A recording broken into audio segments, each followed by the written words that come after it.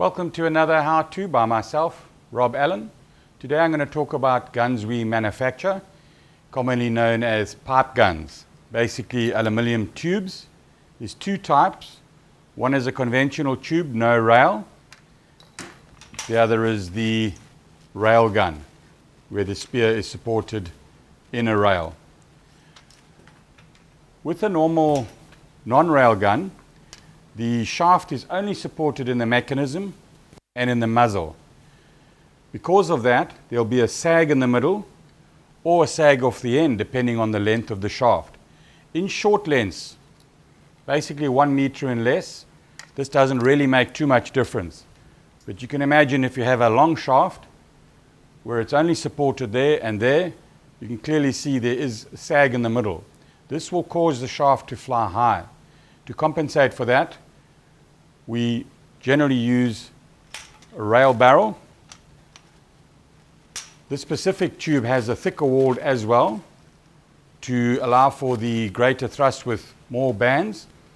Because the shaft is supported, it's kept in a dead straight line. This enables it to fly truer, no shaft wobble, and generally a lot more accurate. Because this tube is thicker walled, it is heavier than a non-rail barrel.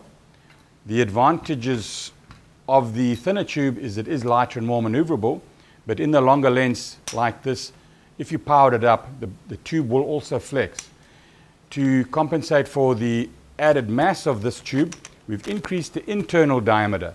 This gives us more internal buoyancy. Both ends of the tube are plugged, so the air inside here will keep this upright.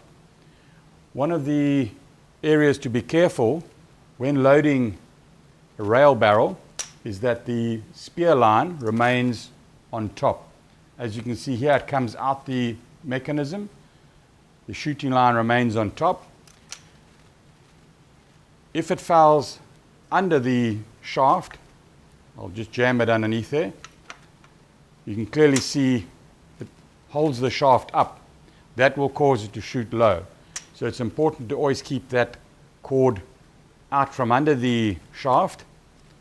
Then when wrapping around the front, it's a good idea to cross over and hook it into the front lip. This will keep it underneath when loaded. If that's not crossed over, as you load, this side can flip around the bands. When loading onto the line release, it's always good to use two hands. Put the handle in your chest, tension the bungee end, hook it into the line release. That keeps it under the barrel. You can do exactly the same with the standard tube.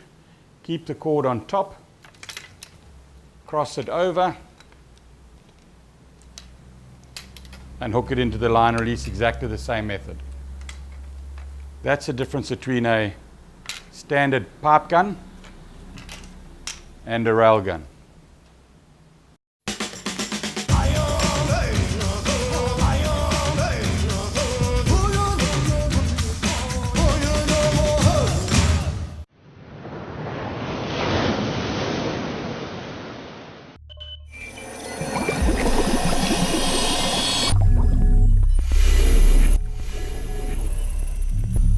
What?